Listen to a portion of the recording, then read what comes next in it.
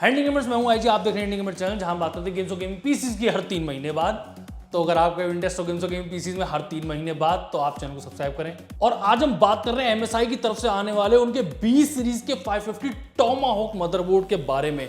ये इसलिए important motherboard है क्योंकि ये हम में से कई लोग बिल्ड बनाएंगे। X570 कई लोग नहीं खरीद पाते हैं, लेकिन मजे की बात यह है कि क्या आपको जरूरत है इसकी। जो सबसे बड़ा सेलिंग पॉइंट है इस मदरबोर्ड का, इस चिपसेट का, क्या आपको PCI Express Gen 4 मिलेंगी, क्या आपको सही में जरूरत है, बिना उसके काम चल सकता है। 450 जो MSI का टोमाहॉक आता था वो उसके मुकाबले में कैसा है, इन सब चीजों के बारे में बात करेंगे इस वीडियो में। साथ में जो मदरबोर्ड है यहाँ पे लगा हुआ है, इसका मैं आपको पूरा टूर भी कराऊंगा कि इस मदरबोर्ड पे आपको क्या क्या मिलता है। क्योंकि सबसे इंपॉर्टेंट बात है, चाहे बी सीरीज का हो, चाहे इंटेल का हो, चाहे AMD का हो, चाहे X570 हो, कोई भी मदरबोर्ड हो, हम सब मदरबोर्ड डिसाइड करते हैं उसमें फीचर्स देख के। जो चिपसेट का अंतर भी होता है ना, वो सिर्फ यही अंतर होता है कि किसमें कितने फीचर्स हैं, दैट्स इट। मैं एक एग्जांपल देता हूं समझाने के लिए। जैसे ग्राफिक कार्ड तो होता ही है, आप जानते ही हो, उसका मेनली काम यही होता है कि वीडियो आउटपुट करना, गेम चलवाना। वैसे कंप्यूटेशनल भी करवा लेता है, लेकिन मोस्टली मेजॉरिटी का तो यही है कि वीडियो आउटपुट करवाओ। लेकिन मदरबोर्ड पे आप 50 चीजें और जोड़ सकते हो। कितनी M.2 लगेंगी, NVMe लगेगी नहीं लगेगी, USB 3.2 Gen 2 है कि नहीं है, ये सारे फीचर्स आपको मदरबोर्ड पे आपके मिलते हैं। और आप यही देख के अपनी कीमत बढ़ाते हो या घटाते हो। देखो, अगर आप ईमानदारी से मेरे से पूछोगे ना कि ये बी सीरीज पे जो PCI Express Gen 4 है वो क्या इतनी इंपॉर्टेंट है, वो इतनी इंपॉर्टेंट नहीं है। मैं ईमानदारी से आपको बताऊं, आपको भी पता है, 2 रीजन है उसके। पहली बात तो जो ग्राफिक कार्ड है वो इतना यूज नहीं कर पाएगा, लेकिन ऐसा होना होता है। ये मत कहो कि आपको कंपनी को करना नहीं चाहिए था, ऐसा होता ही है। जो PCI Express जो चलती हैं लेंस, उनका डेवलपमेंट जो हार्डवेयर लगना होता है उन पे, उससे कहीं गुना आगे होता है, 3-4 साल आगे होता है। यही PCI Express 3 के साथ था, यही PCI Express Gen 2 के साथ था। वो बहुत पहले ही आ जाती, तो ये तो होना ही था। लेकिन क्या आपको जरूरत है, इतनी नहीं है, क्योंकि ग्राफिक कार्ड ताकतवर से ताकतवर भी उसे सैचुरेट नहीं कर पाते हैं। दूसरी बात आती है कि हार्डवेयर उसमें SSD में तो है, उसका तो आप फायदा उठा सकते हो। तो भाई फिर एक बात बनती है कि फिर आप ये बी सीरीज का क्यों उठाओगे, बजट मदरबोर्ड क्यों उठाओगे, आप फिर X570 में जाओगे, इतने बड़े बड़े हार्डवेयर लगाने वाले हो। तो ये Gen 4 जो है वो एक बजट चिपसेट पे थोड़ा समझ में नहीं आया। बाय द वे, ये B550 जो लॉन्च हुआ उसकी अपनी इंपॉर्टेंस है। क्यों है? क्योंकि ये बाउंड्री क्लियर कर रहा है कि इसके आगे आने वाले CPU अगर आपको लगाने तो वो इस पे लगेंगे, पुराने वालों पे नहीं लगेंगे। तो अगर आप ये भी कर सकते हो, जैसे ये टोमाहॉक मेरे पास रखा हुआ B550, आपने अभी एक सस्ते CPU के लिए खरीद लिया, आप इसमें लगा रहे हो कोई, मान लो वैसे तो ही बने होते हैं बी सीरीज के चिपसेट जो है वो R5 के लिए बने हुए, लेकिन आप R3 लगा लेते हो, R5 लगा लेते हो। लेकिन भविष्य में आपका ये सपना है कि मैं R7 R9 जैसे CPU भी लगाऊंगा, जो 4th जनरेशन के भी आएंगे, 4000 सीरीज के आएंगे, मैं वो भी लगाना चाहता हूं, तो वो आप कर सकते हो। दूसरा एक और दिक्कत बताऊं, जैसे ये बहुत ही बढ़िया मदरबोर्ड है, बढ़िया का मतलब फिर चीजें आएंगी, फिर बढ़िया का मतलब कीमत भी बढ़ेगी, तो वो सारी चीजें हैं। थोड़ा सा फिर आपको ये देखना पड़ेगा कि जैसे टोमाहॉक जैसा इतना बढ़िया मदरबोर्ड है जो बहुत चीजों के साथ आ रहा है, बजट चिपसेट जरूर है लेकिन मदरबोर्ड इतना बजट नहीं है। आप ये भी देख लो कि फिर इसकी कीमत से X570 वाले मदरबोर्ड की कीमत कितनी दूर रह जाती है। लेकिन वहां पे एक और बात बता दूं मैं आपको मैं तो फिर X570 खरीदूंगा अगर कीमत में अंतर कम होगा। जरूरत है कहो फीचर इस पे ज्यादा हो, आपका USB 3.2 Gen 2 और भी कई चीजें होती हैं, RGB के कितने हेडर हैं, आपके सिस्टम फैंस के लिए कितने हेडर हैं, वगैरह वगैरह कई चीजें, VRM वगैरह आप देख लो। क्योंकि आप सस्ता X570 खरीदोगे, आपको चिपसेट तो तगड़ा मिल गया, ठीक है, उसके अपने फायदे हैं, अगर आपको वो चाहिए तो ले सकते हो। लेकिन पता चला उसकी VRM जो है इससे भी बुरी निकली। तो आप ये भी देख के चलना, ये नहीं होता है कि मैं B550 से उठ के X570 पे जा रहा हूं तो वह मेरे लिए तालियां बजाओ। वो भी आपको देखना होता है कि आपके B550 में भी अगर फीचर्स हैं तो ये भी बढ़िया है। फिर आओ मैं आपको इस मदरबोर्ड की सैर करवाता हूं, दिखाता हूं मैंने इसमें क्या क्या लगा रखा है। पहले तो आप ये देख लो कि इसमें चल क्या रहा है। आपको मदरबोर्ड दिखाने के लिए ना मुझे ये ग्राफिक कार्ड हटाना पड़ेगा, तो मैं इसे हटा लेता हूँ। आओ मैं आपको अब इस मदरबोर्ड के बारे में बात करते हैं, थोड़ा सा बताता हूँ मैं, थोड़ी सी हिस्ट्री और थोड़ा प्रेजेंट में क्या हो गया है। एक जमाना हुआ करता था जब सारी जो आपकी इनपुट आउटपुट होती थी वो चिपसेट संभाला करता था, लेकिन अब जमाना बदल चुका है। जैसा कि आप जानते हैं 2020 में आप जिंदा हैं, आप कोरोना के मजे ले रहे हैं। तो अब इस जमाने में CPU और चिपसेट दोनों काम करते हैं। थोड़ी सी लेन CPU को मिलती है जो वो काम उठाता है, और बाकी ये भी एक कनेक्शन दे देता है चिपसेट को, जो चिपसेट जो होता है बाकी जगह संभालता है। तो कम्युनिकेशन कैसे होता है और क्या फायदा, ये सीपीयू को देख के क्या फायदा हुआ जब चिपसेट काम कर ही रहा था। दिक्कत ये हुई कि सीपीयू बहुत तेज हो गए।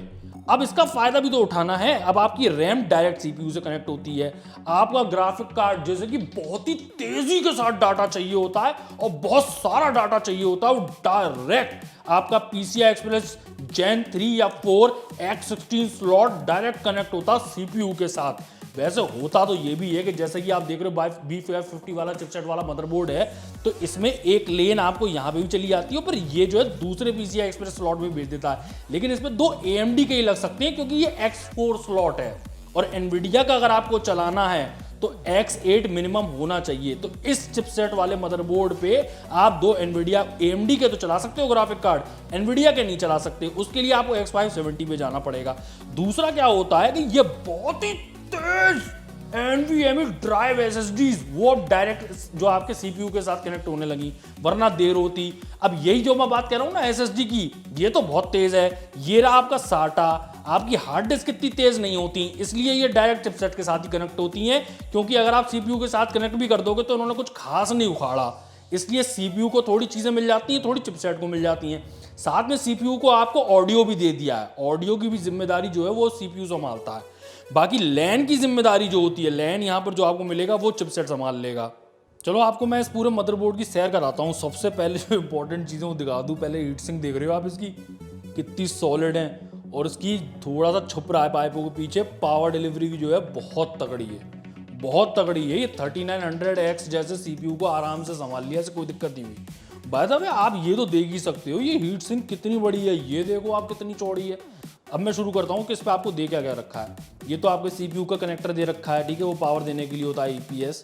और यहाँ पर आपको सीपीयू और पंप फैन के लिए कनेक्टर दे रखे हैं। इधर अगर आपको दिखाई नहीं दे रहा हो ना, कोई दिक्कत नहीं है, इधर कुछ ज़्यादा है भी नहीं। सिस्टम फैन दे रखे हैं। ये आपको मदरबोर्ड को पावर देने के लिए 24 पिन ATX कनेक्टर दे रखा है। ये आपका इंपॉर्टेंट चीज़ है। ये जो फीचर की हम बात कर रहे थे, अगर आप इतना महंगा खरीदते हो कुछ, जैसे ये टोमाहॉक का B550 MSI की तरफ से मदरबोर्ड आ रहा है, तो आप सस्ते वाले B550 पे नहीं जा रहे हो, जो कि MSI भी निकालेगा और भी कंपनियां निकालेंगी। तो उसकी वजह ये भी हो सकती है कि आपका जो कैबिनेट है उस पर Type-C दे रखा है और आपको अपने कैबिनेट पे कनेक्ट करना है। ये इंटरनल कनेक्टर आपको चाहिए Type-C के लिए, तो वो आपको मिलता है। 6 SATA मिल जाती हैं आपको। साथ में यहाँ देख लेते हैं क्या क्या है। यहाँ में ये मेन इलाका है, इसमें भी बहुत कुछ है। वैसे 2 सिस्टम फैन मैंने यहाँ बता दिए हैं, टोटल इस पे पूरे पे 8 हैं। एक और फीचर मैं आपको दिखाना चाहता था, यहाँ पर आपको एक बटन मिलता है LED ऑन ऑफ करने के लिए। लाइटें इतनी सारी दिख रही थी तो आपको ये दिखाई नहीं दे रहा था कि चिपसेट के नीचे कितनी सारी लाइटें हैं। तो ये बटन आपको मदरबोर्ड पे ही मिल रहा है, चाहो तो आप यहीं से जो है ऑफ कर सकते हो LED। रैम की तो तब भी नहीं बंद हुई, ये देख रहे हो आप, मैं ऑन ऑफ कर रहा हूँ, पूरी यही बटन से ही बंद हो जाएगी चाहो तो आप। यहाँ पर आपको एक और सिस्टम फैन मिल जाता है। यहाँ पर आपको जो है ये पावर LED के लिए मिल जाता है। ये भी आपका पूरा फ्रंट पैनल जो कनेक्ट करना है वो आप यहाँ से करोगे। ये आपका USB 3 जो आप लगाते हो ना कैबिनेट में, उसके लिए कनेक्टर दे रखा है, जो मोटा सा तार जाता है। नॉर्मली वो यहाँ पे लगा होता है मदरबोर्ड्स में, यहाँ पे इसमें लगा हुआ है और ये अच्छा है। नीचे ही देना चाहिए, वो मोटा सा तार यहीं नीचे ही चला जाता है कैबिनेट में, छुपाने में ईजीनेस होती है। या आपके वही पुराने वाली USB जो थी उसके लिए कनेक्टर है जो आप अपने कैबिनेट में लगाओगे। साथ में एक और सिस्टम फैन के लिए दे रखा है। ये आपको LED का बटन मैं बता ही चुका हूँ। साथ में एक और सिस्टम फैन के लिए दे रखा है और आपको ये ऑडियो के लिए दे रखा है। ये पूरा ऑडियो का इलाका है। यहाँ पर मैं आपको बता ही चुका हूँ कि ये एक PCI Express का दे रखा है। ये अपना ये एक और PCI Express स्लॉट है। बीच में आपको बैटरी दे रखी है CMOS के लिए, और क्लियर करना है तो उसके लिए ये दे रखा है। 5 सेकंड के लिए इस पर लगाओ आप जंपर तो क्लियर हो जाएगा आपको CMOS। साथ में ये आप देख रहे हो ये बड़ी कर्री हीट शीट्स दे रखी हैं। ये पेटेंटेड है MSI की। अगर आप M.2 लगाते हो तो वो आपकी ठंडी चलेंगी। आइए देख लेते हैं आपको यहाँ पर क्या मिलता है। एक तो आप पहले देखो, आपको कोई शील्ड वील्ड लगाने का चक्कर नहीं है कंप्यूटर में, आपको यहीं पे मिल जाती है इनबिल्ट शील्ड। बड़ा चक्कर होता है आजकल, ये अच्छी बात है। थोड़े पैसे खर्च करो, इस तरह के मदरबोर्ड मिलते हैं तो आपका वो जो है IO शील्ड का चक्कर खत्म हो जाता है। यहाँ पर आपको वही नॉर्मल अपनी USB मिल रही है। ये है आपका फ्लैश बायोस। बायोस का मैंने आपको नहीं बताया इस मदरबोर्ड पे, बड़ा ईजी है। अगर आप चाहो तो बिना CPU और बिना रैम इंस्टॉल करे आप डायरेक्ट बायोस अपनी फ्लैश कर सकते हो। और भी कई तरीके हैं इसमें बायोस फ्लैश करने के आसानी से। पुराना वाला माउस लगाना तो उसके लिए आपको एक, अगर आप इस पर APU लगाते हो, जो कि आप क्यों लगाओगे इस पर APU, इतना अच्छा मदरबोर्ड लेके, लेकिन उसके लिए भी आपको HDMI और डिस्प्ले पोर्ट दे रखा है। APU आप इसलिए भी लगा सकते हो, वैसे APU की बात चलिए तो मैं आपको साफ कर दूं कि जैसे 3000 सीरीज और 4000 सीरीज की CPU की बात हो रही है, उस पर आप APU नहीं चला सकते 3200, क्योंकि एक्चुअली में उसके नाम में ज़रूर 3000 आ रहा है, लेकिन एक्चुअली है तो वो सेकंड जनरेशन का ही, सबको बता तो वो नहीं चला सकते। नए वाले APUs आएंगे वो आप चला सकते हो। ये आप कर सकते हो APU चला के कि आपने अभी APU ले लिया है क्योंकि टाइम पास करना है, आप किसी भविष्य में कोई महंगा CPU खरीदने जा रहे हो, वो तब तक के लिए आपने खरीद लिया है, तब तक ये मदरबोर्ड आपका साथ निभाएगा, यहीं से आप अपनी डिस्प्ले लेते रहो। और हो सकता है आपको ग्राफिक कार्ड भी बाद में खरीदना हो, तो अभी आपने APU से डिस्प्ले ले लिया यहाँ से, बाद में ग्राफिक कार्ड आप लगाओगे तो आपका यहाँ से डिस्प्ले आएगा। फिर आप एक और चीज़ देखो, यहाँ पर आपको दो ईथरनेट पोर्ट मिलते हैं जो अच्छे मदरबोर्ड्स में नहीं मिलते हैं, मिलते भी हैं तो बहुत ही महंगे मदरबोर्ड में मिलते हैं। मेरे पे एक X470 है, उसमें है डुअल, तो ये एक कायदे की बात है, बताने की ज़रूरत थी मुझे। ये आप देख रहे हो, ये तो आपका USB वही 3.2 Gen 1 है, और ये आपका USB 3.2 Gen 2 10 gigabits type C भी है और टाइप A भी है। टाइप C आप ज़रूर इस बार कंसिडर करो ज़्यादातर, अब टाइप C बहुत आ रहा है, ये आप देख के चलना। साथ में आपको ऑडियो भी मिल जाता है, ये आपका ये ऑडियो का इलाका है। इस मदरबोर्ड पे आपको और भी कई फीचर मिल जाएंगे, जैसे उनका अपना इकोसिस्टम है RGB का, मिस्टिक लाइट MSI की तरफ से वो मिल जाएगा, वो आप देख भी सकते हो चिपसेट पे ग्लो कर रहा है, ठीक है, वो इंस्टॉल करो आप। इनका ड्रैगन सेंटर है, उसमें भी कई चीज़ें आप फ्लैश वगैरह भी ऑपरेट कर लोगे, और भी कई फीचर्स मिलते हैं, अगर आप शौक करते हो तो वो भी कर सकते हो। लेकिन मेन सवाल ये आता है अब बात करने वाला कि भाई इसकी कीमत कितनी है, और फिर अगर कीमत ज़्यादा है तो फिर X570 क्यों नहीं, वो डिसीजन आपका है। जैसे कि मैं आपको बता रहा हूँ कि ये सॉलिड है और इसमें फीचर्स भी हैं।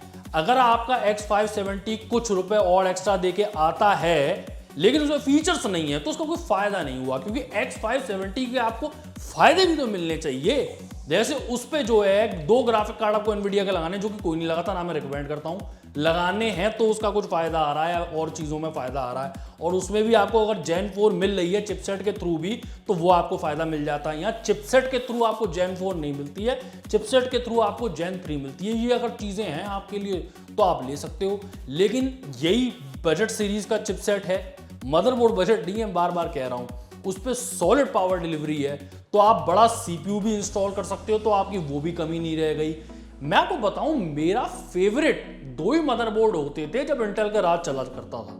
एक H110, जब बहुत पहले की बात कर रहा हूं, वो स्काईलेक के जमाने की, और B150। B150 थोड़ा उन लोगों के लिए है जो बिल्कुल ही चीप वाला पीसी जो होता है उसको छोड़ गए हैं, उसको उनके लिए बढ़िया रहता है। आपको 4 स्लॉट मिल जाते हैं रैम के लिए, तो आगे अपग्रेडेबिलिटी का ऑप्शन होते हैं। और अगर आप इन जैसे मदरबोर्ड ले लेते हो तो Gen 2, Fan 2, वो सब चीज़ें अलग मिलती हैं आपको अपने USB Type-C जो उस पर होगा कैबिनेट पे, उसके लिए भी मिल गया। तो ये बहुत ही रेडी स्टेडी गो मदरबोर्ड है अगर उसके लिए, लेकिन वो आप पे डिपेंड ही करता है कि आप इसका जो है प्राइस चेक करो, और फिर अपना जो है कि आप बहुत ही चीप जो X570 लेने की सोच रहे हो, या फिर B550 भी कोई अल्ट्रा चीप आप देख रहे हो जिसमें आपको फीचर की ज़रूरत नहीं है, तो वो सारी चीज़ें आप पे डिपेंड करती हैं, आप चेक करो। और मैं आपको इस मदरबोर्ड का लिंक शिंक जो है वो डिस्क्रिप्शन में दे दूंगा, वो आप चेक करना। वीडियो अच्छा लगा हो तो लाइक करना, चैनल पहली बार सब्सक्राइब करें। मैं हूं IG, आप देख रहे हैं कमेंट चैनल में, मिलता हूँ एक वीडियो में, तब तक के लिए गुड बाय, टाटा। अगले 3 महीनों के लिए नहीं, मैं मजाक कर रहा हूँ, मैं काम करूँगा। अब मेरी बात का किसी को भरोसा नहीं है, लेकिन मैं करूँगा।